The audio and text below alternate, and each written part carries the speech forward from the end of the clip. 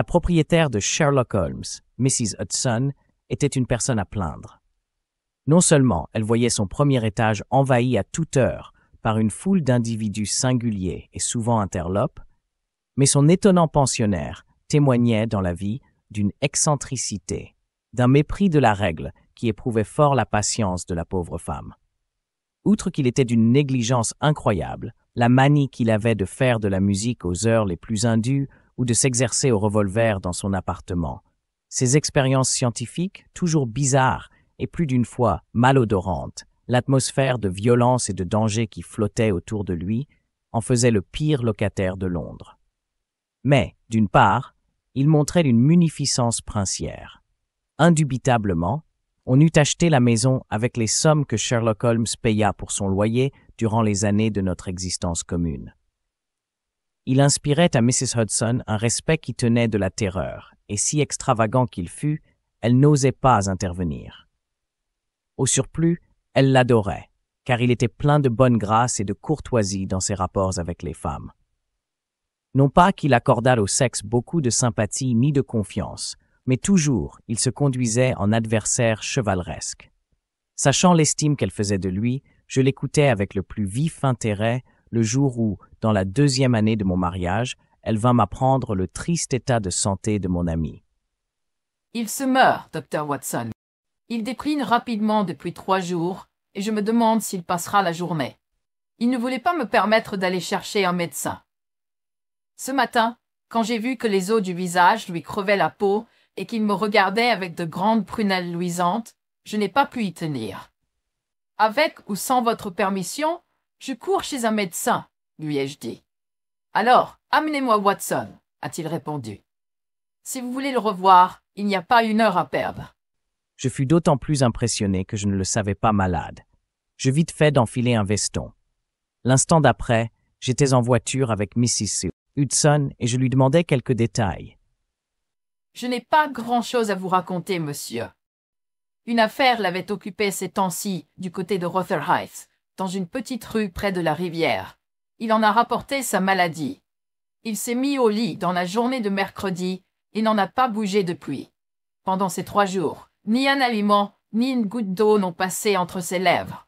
Bon Dieu, pourquoi n'avoir pas appelé un médecin? Il me le défendait, monsieur. Vous savez s'il parle en maître. Je n'ai pas osé lui désobéir. Mais il n'est plus pour longtemps de ce monde, hélas, et vous vous en rendrez compte au premier coup d'œil. Quel déplorable spectacle m'attendait en effet à mon arrivée. C'était un triste lieu que cette chambre de malade dans la demi-clarté d'un jour brumeux de novembre. Mais quand je vis la maigre figure ravagée qui me regardait du fond des draps, j'eus froid au cœur. Les yeux brillaient de fièvre, des rougeurs hectiques couvraient les joues, des croûtes sombres pendaient aux lèvres, les mains pétrissaient la couverture, la voix était grinçante et spasmodique. Au moment où j'entrais, Sherlock Holmes reposait, l'air absent. Mais il me vit, son œil s'éclaira, il m'avait reconnu. « Eh bien, Watson, je crois que me voilà dans une vilaine passe, » me dit-il d'une voix faible, où il y avait pourtant un peu de sa vieille insouciance. « Mon cher ami » fis-je en m'approchant. « Arrière, arrière !» cria-t-il, avec cette impétueuse brusquerie qu'il ne manifestait guère qu'aux instants critiques. « Si vous vous approchez de moi, je vous fais immédiatement reconduire. »« Pourquoi ?»« Parce que tel est mon caprice. Cela ne suffit-il point ?» Oui, Miss Hudson avait raison, il n'avait jamais été plus autoritaire. Néanmoins, il faisait peine à voir. « Je vous apportais mes services, » expliquai-je. « La meilleure façon de me servir, c'est de faire ce que je vous dirai. »« Bien, Holmes ?» Il se radoucit. « Je ne vous ai pas fâché ?» me demanda-t-il en essayant d'aspirer une bouffée d'air. M'avoir fâché, lui, dans la condition déplorable où je le voyais. « Il faut bien que je pense à vous, Watson. » continua-t-il sur un ton de plainte. « Que vous pensiez à moi ?»« Je sais ce que j'ai. C'est une maladie de Sumatra, spéciale aux coulis, et que les Hollandais connaissent mieux que nous, sans toutefois jusqu'ici en savoir grand-chose. Le certain, c'est qu'elle est infailliblement mortelle et horriblement contagieuse. » Il parlait avec une énergie fébrile, en agitant ses longues mains comme pour m'écarter. « Oui, elle se gagne par contact, Watson. Vous entendez, par contact. Tenez-vous à distance. » Juste ciel, Holmes, Pensez-vous qu'une considération de cet ordre pèse un instant sur moi? S'agirait-il d'un étranger, elle me laisserait insensible. Vous n'imaginez pas qu'elle m'empêche de faire mon devoir envers un vieil ami? Et je m'avançai de nouveau, mais il me repoussa d'un air de colère furieuse. Ne bougez pas de là, et je parlerai. Sinon, vous pouvez quitter la chambre. Je respecte si profondément les extraordinaires qualités de Holmes que j'ai toujours déféré à ses désirs, même quand ils m'étaient le moins compréhensibles. Cette fois, tous mes instincts professionnels se révoltèrent, qu'il commanda partout ailleurs. Dans cette chambre de malade, je n'obéissais qu'à moi-même. Holmes, lui dis-je, vous n'êtes plus vous en ce moment. Un malade n'est qu'un enfant et je vous traiterai comme tel. Bon gré, mal gré, j'entends vous examiner pour vous soigner en conséquence. Ses yeux me lancèrent du venin. Si je dois, Me répondit-il, avoir un médecin, du moins j'en aurai un en qui j'ai confiance. donc, vous n'en avez pas en moi? J'en ai en votre amitié. Mais les faits sont les faits, Watson. Vous n'avez que de la pratique générale, une expérience restreinte, des capacités médiocres. Il m'en coûte d'avoir à vous le dire. Vous ne me laissez pas le choix. Alors, froissé dans mes sentiments. Une pareille sortie est indigne de vous, Holmes, répliquai-je. Elle me montre clairement l'état de vos nerfs. Puisque vous n'avez pas confiance en moi, je n'aurai garde de vous imposer mes services. Laissez-moi vous amener M. Jasper Meek ou Penrose Fisher ou l'un des meilleurs médecins de Londres. Il vous faut quelqu'un, c'est mon dernier mot. Si vous croyez que je m'en vais rester ici à vous regarder mourir sans aucune assistance, ni de moi ni de personne, ma parole, vous vous trompez bien sur mon compte. Je rends justice à vos intentions, Watson. Fit le malade, dans une sorte de hoquet plaintif. Mais dois-je vous démontrer votre ignorance? Je vous le demande, que savez-vous de la fièvre de Topanuli? Que savez-vous de l'infection noire de Formose? Jamais je n'entendis parler ni de l'une ni de l'autre. L'Orient, Watson, nous propose bien des problèmes médicaux, bien des possibilités scientifiques. Il s'arrêtait à chaque mot, comme pour recueillir ses forces défaillantes. J'ai eu récemment à faire certaines recherches médico-criminelles. Elles m'ont appris beaucoup de choses. C'est d'ailleurs à elles que je dois mon mal. Vous ne pouvez rien pour moi. Possible. Mais le docteur instruit, qui est la première autorité vivante en matière de maladies tropicales, se trouve actuellement à Londres. Vous aurez beau dire, Holmes, je vais le chercher de ce pas. Et je me dirigeai vers la porte. Mais alors, j'eus la plus violente émotion de ma vie. Le mourant avait bondi comme un tigre et me barrait le passage. Une clé tourna dans la serrure. L'instant d'après, Sherlock Holmes avait repris sa place, tout pantelant de son terrible sursaut d'énergie. Vous ne m'arracherez pas la clé de force, Watson. Je vous tiens, mon ami. Vous resterez où vous êtes jusqu'à ce que j'en décide autrement. Tout cela était dit par saccades et sans cesse entrecoupé d'efforts douloureux pour reprendre haleine. Sans doute, vous n'avez en vue que mon bien, je le sais. Vous aurez carte blanche, Watson, mais pas tout de suite. Non, pas tout de suite. Il est 4 heures. À 6 heures, vous pourrez partir. C'est de la folie, Holmes. Cela vous va-t-il? Mais il me semble que je n'ai qu'à me soumettre. En effet, Watson. Merci. Je n'ai besoin de personne pour m'arranger les draps. Veuillez garder vos distances. Et maintenant, Watson, vous irez chercher non pas le médecin que vous m'indiquerez, mais celui que je vous désignerai moi-même. Entendu. Voilà le premier mot de bon sens que vous ayez prononcé depuis votre arrivée dans cette chambre. Vous trouverez par là quelques livres. Je suis à bout de force, ou presque. Que peut bien éprouver une batterie électrique quand elle envoie l'électricité dans un milieu non conducteur? À 6 heures, Watson, nous reprendrons notre conversation. Mais il était dit que nous la reprendrions bien avant 6 heures, et dans des circonstances qui me donnèrent une émotion à peine moins violente que celle que m'avait causée le bond d'Holmes vers la porte. J'étais resté quelques minutes à le regarder, immobile et silencieux, dans son lit. La tête à peu près enfouie sous le drap, il semblait dormir.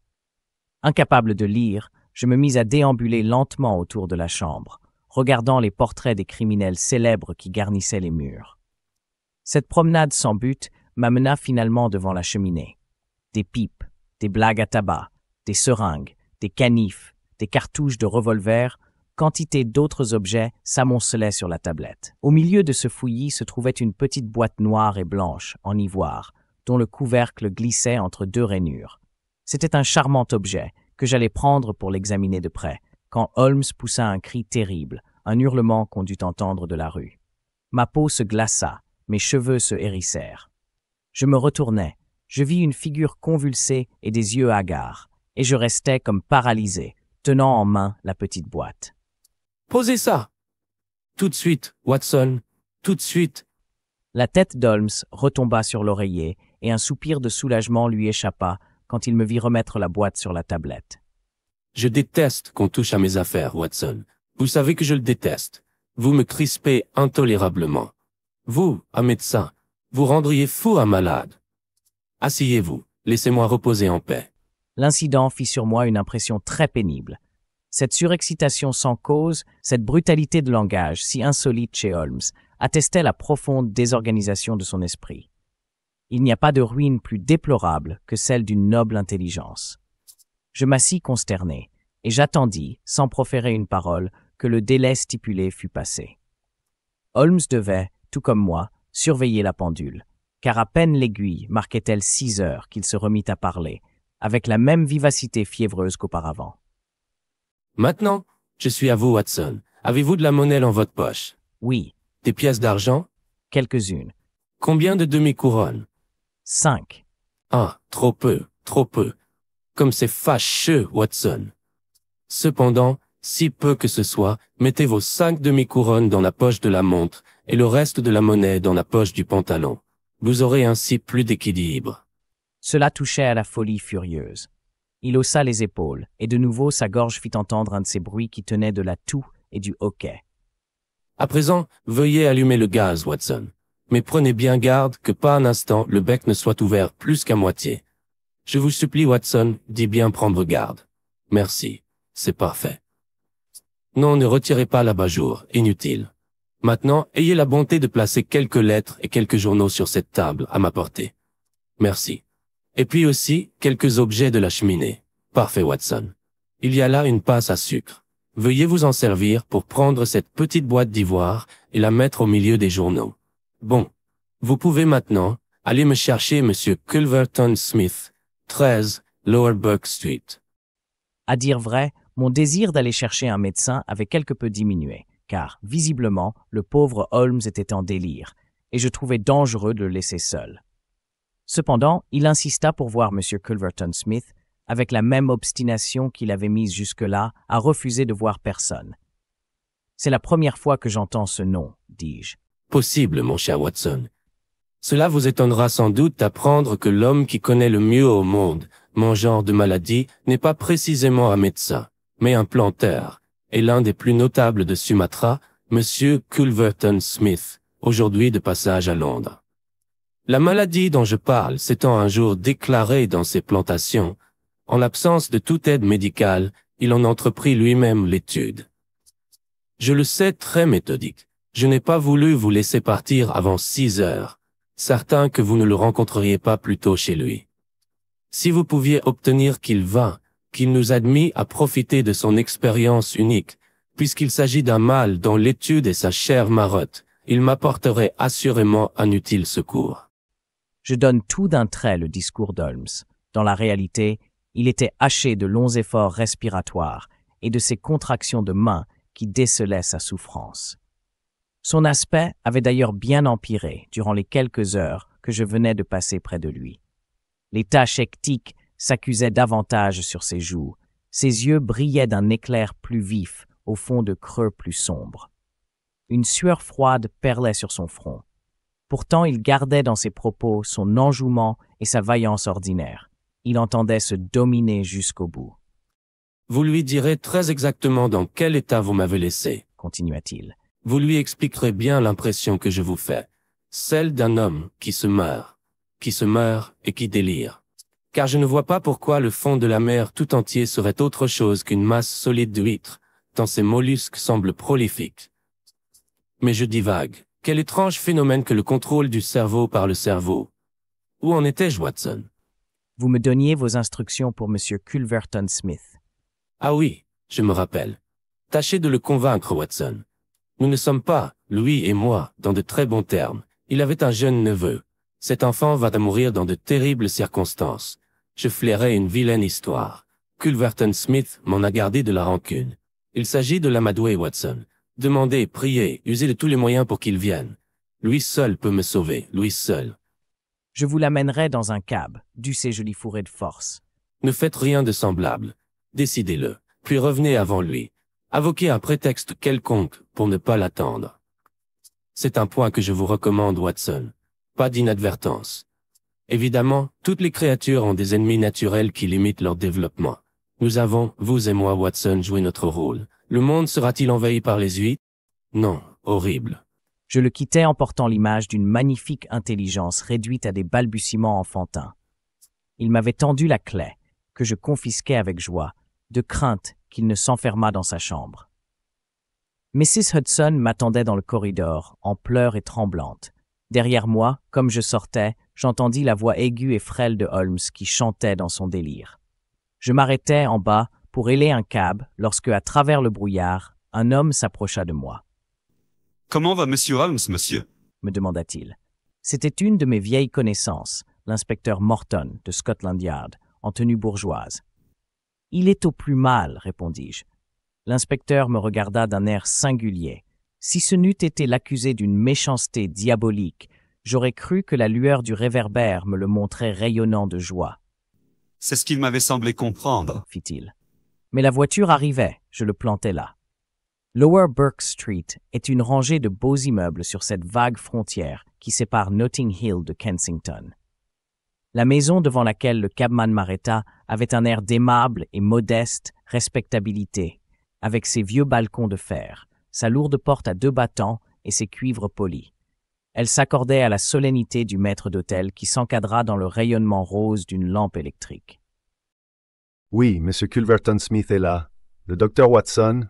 Très bien, monsieur, je vais remettre votre carte. » Mon humble nom et mon titre parurent ne pas faire grande impression sur M. Culverton Smith. Par l'entrebâillement de la porte, j'entendis une voix criarde, colère, perçante. « Quel est cet individu? Que désire-t-il? Pardieu, Staples, combien de fois ne vous ai-je pas dit que je voulais qu'on me laissât la paix pendant mes heures d'études? » Puis ce furent des explications susurrées par le maître d'hôtel qui essayait d'apaiser son maître. « Non, ma foi, je ne le verrai pas, Staple. Je n'admets pas qu'on interrompe ainsi mon travail. Dites que je ne suis pas là, qu'on repasse demain matin, si vraiment on tient à me voir. » Nouveau susurrement du maître d'hôtel et « Portez-lui ma réponse. Il peut revenir demain matin. Sinon, qu'il me laisse tranquille, je n'ai pas à être dérangé quand je travaille. » Je pensais à Sherlock Holmes s'agitant sur son lit de souffrance, attendant le secours que je devais lui amener, et peut-être comptant les minutes. Ce n'était pas le moment de s'attarder aux cérémonies. Sa vie dépendait de ma promptitude. Avant que le maître d'hôtel ne m'eût transmis la réponse de son maître, j'étais passé devant lui et j'entrai dans la chambre. Un cri de fureur m'accueillit. Un homme se leva d'un fauteuil près du feu. Je vis une grande figure jaune, bouffie, à la peau grenue, au double menton et 2 yeux gris sombres menaçants, embusqués par-dessous d'épais sourcils roux. Une tête puissante, chauve, portait une petite calotte de velours coquettement posée de côté sur sa courbe rose. Malgré l'énorme capacité du crâne, je constatais avec stupeur, en regardant de plus près, que l'homme était court de taille, frêle, rentré dans les épaules, voûté, comme les gens qui n'ont eu qu'une croissance imparfaite. « Qu'est-ce que cela? » vociféra-t-il. « Que signifie une indiscrétion pareille? Ne vous ai-je pas fait dire que je vous verrai demain matin? » « 1000 regrets, répondis-je, mais l'affaire dont il s'agit ne souffre aucun délai. Monsieur Sherlock Holmes, le nom de mon ami eut un extraordinaire effet sur le petit homme. L'expression de fureur disparut instantanément de son visage. Ses traits s'immobilisèrent. Il marqua la plus vive attention. « Vous venez de la part de Monsieur Holmes. » Je le quitte à peine. « Qu'y a-t-il donc? Comment est-il? » Très gravement malade. Et c'est ce qui m'amène près de vous. Il m'offrit un siège, puis s'en fut reprendre le sien. À ce moment, j'entrevis sa figure, le temps d'un éclair, dans la glace qui surmontait la cheminée, et j'aurais juré qu'il y passait un sourire d'une abominable malice. Mais je me persuadais que c'était là simplement une contraction nerveuse, car à l'instant même, il se retournait vers moi d'un air de sincère intérêt. « Je suis désolé de ce que vous m'apprenez. Je ne connais Monsieur Holmes que pour avoir eu avec lui quelques rapports d'affaires. Mais je professe une grande estime pour ses talents et son caractère. Il poursuit le crime comme moi la maladie. À lui le coca, à moi le microbe. Voici mes prisons. Ce disant, il désignait un certain nombre de flacons et de bocaux rangés à côté de lui sur une table. Parmi ces cultures gélatineuses, quelques-uns des pires ennemis de l'humanité sont en train de faire leur temps.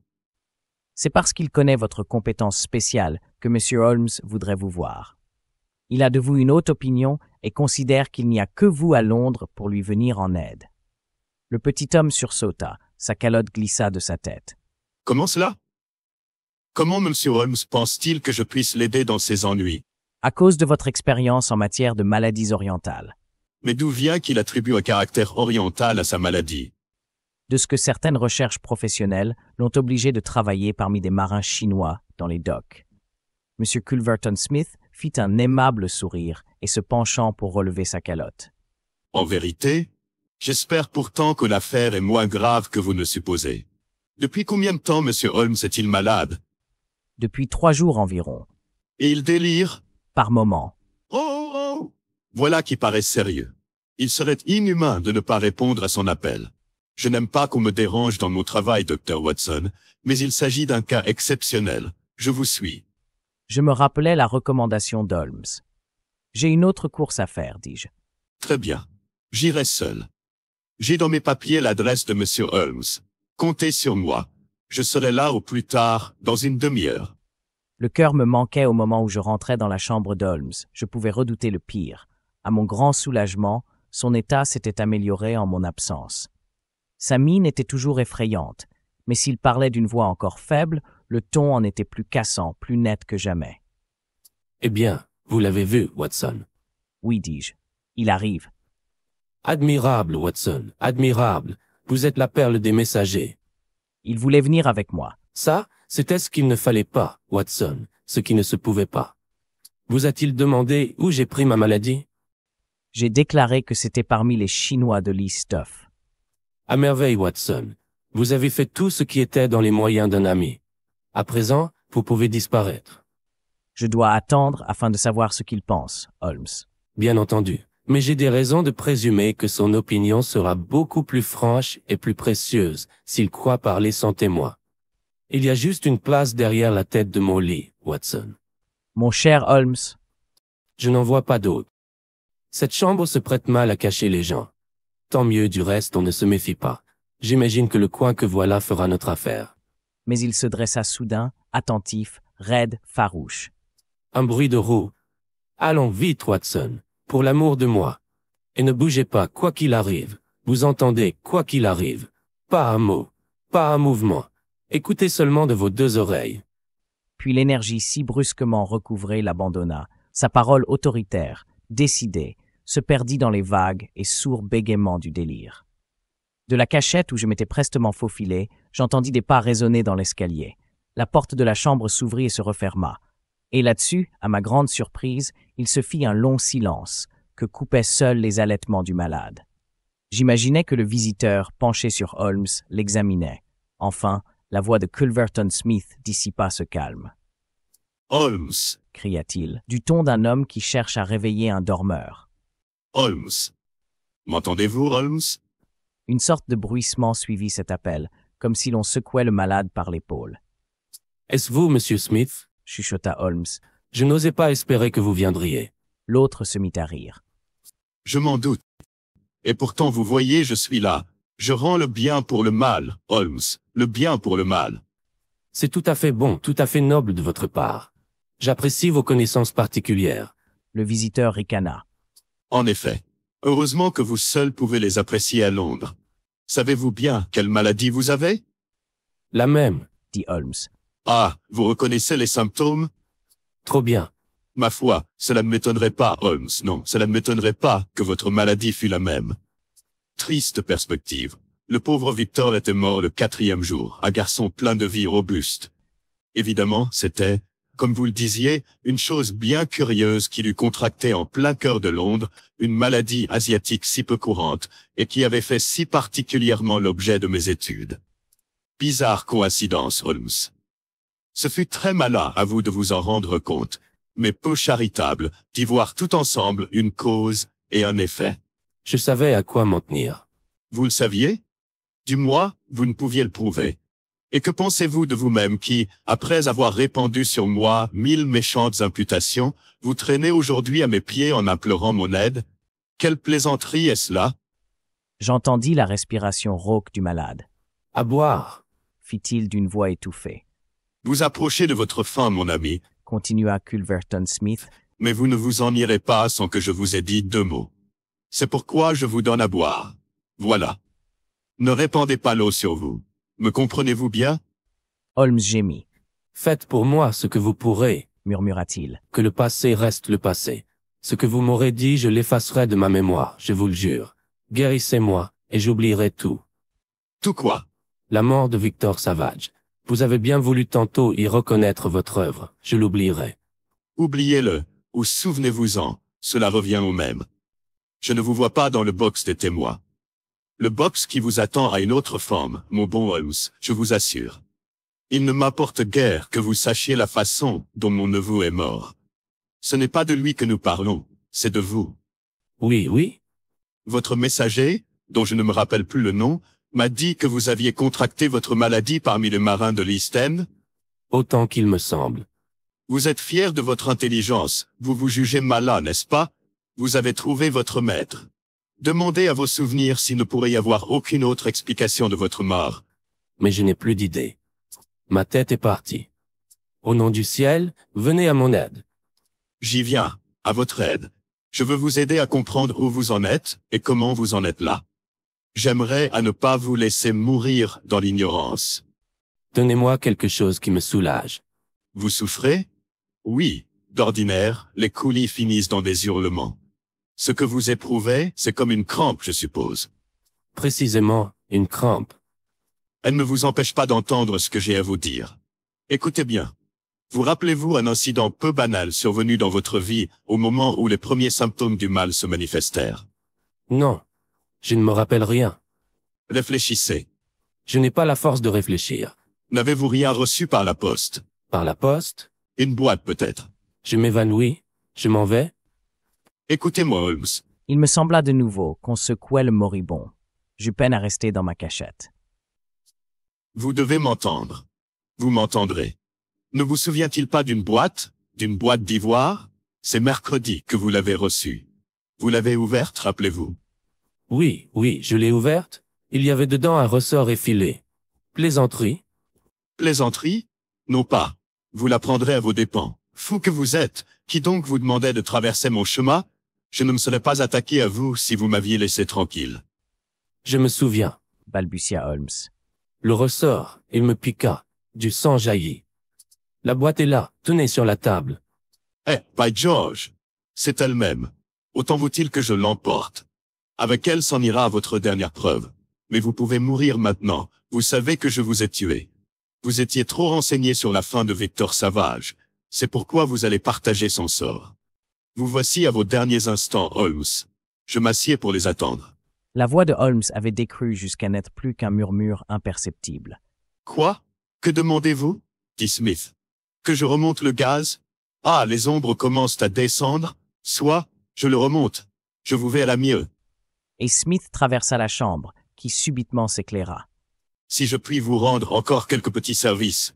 Passez-moi une cigarette et du feu. Telle furent ma surprise, ma joie, que je faillis pousser un cri. Holmes parlait de sa voix naturelle, un peu affaiblie, mais revenue à son timbre familier. Il y eut une pause. Je sentis que Culverton Smith, ébahi, considérait mon ami en silence. « Que veut dire ceci ?» demanda-t-il enfin, d'une voix sèche et âpre. La meilleure façon de jouer un rôle, c'est de ne faire qu'un avec lui, dit Holmes. Je vous donne ma parole que depuis 3 jours, je n'ai absorbé quoi que ce soit jusqu'au moment où vous avez eu la bonté de me donner à boire. Mais c'est encore le tabac qui me manquait le plus. Ah, voilà des cigarettes. J'entendis un bruit d'allumettes grattées. Cela va déjà mieux. Tiens, des pas. Serait-ce un ami qui m'arrive? En effet, des pas résonnaient au dehors. La porte s'ouvrit. L'inspecteur Morton apparut. Tout est dans l'ordre, Lui dit Holmes. et je vous présente votre homme. L'inspecteur exhiba ses pouvoirs. Je vous arrête Dit-il à Culverton Smith. pour présomption d'assassinat d'un nommé Victor Savage. Et vous pouvez ajouter, pour tentative de meurtre sur la personne d'un nommé Sherlock Holmes. Fit observer en riant mon ami. Afin d'épargner une fatigue à un malade, M. Culverton Smith a eu la bonne grâce de vous donner lui-même, en remontant le gaz, le signal convenu. À propos, votre prisonnier a dans la poche droite de sa veste une petite boîte qu'il conviendrait de lui enlever. Merci. À votre place, je la manierai prudemment. Posez-la par ici. Elle peut avoir à fournir son témoignage. Mais alors j'entendis le bruit d'un bond, que suivit le bruit d'une lutte, puis un tintement de métal, puis un cri de douleur. Vous ne réussirez qu'à vous faire du mal, dit l'inspecteur. Voulez-vous rester tranquille? Et des menottes cliquetèrent en se fermant, Joli traquenard. hurlait Culverton Smith. Ce n'est pas moi, c'est vous, Holmes, que cette affaire mènera devant les assises. Il demandait mes soins. J'ai eu pitié de lui. Je suis venu. Et maintenant, sans doute, à l'appui de ces ridicules soupçons, il va me prêter tous les aveux imaginables. Mentez autant qu'il vous plaira, Holmes. Ma parole vaut toujours la vôtre. Juste ciel, et moi qui oubliais, S'écria Holmes. mon cher Watson. À ces mots, je m'élançai hors de ma cachette. Dire Continua mon ami. que je ne pensais plus à vous. Inutile que je vous présente à M. Smith, vous l'avez déjà vu dans la soirée. Votre cab attendit à la porte. Le temps de me vêtir, et je vous suis, car il se peut que j'ai affaire au poste de police. Tout en vaquant à sa toilette, il prit, pour se remettre, quelques biscuits et un verre de Bordeaux. Jamais je n'en avais eu tant de besoin. Cependant, à cause de l'irrégularité de mes habitudes, un exploit de ce genre devrait moins me coûter qu'à la plupart des gens. Il importait que Mrs. Hudson fût bien convaincue de la gravité de mon état, pour qu'elle fît passer en vous cette conviction, et vous-même en cet individu. Cela ne vous blesse pas, Watson? Vous conviendrez que la dissimulation n'est point de vos talents. Si vous aviez partagé mon secret, vous n'auriez pas su représenter assez fortement à Smith l'urgente nécessité de sa présence. Or, c'était le point vital de ma combinaison. Sachant la nature vindicative du personnage, j'étais certain qu'il viendrait contempler son œuvre. Mais votre mine, Holmes. Mais cette figure défaite? 3 jours de jeûne absolu, de la vaseline sur le front, de la belladone dans les yeux, du rouge sur les pommettes, des croûtes de cérate blanc autour des lèvres. Voilà quelques moyens de produire un effet très satisfaisant.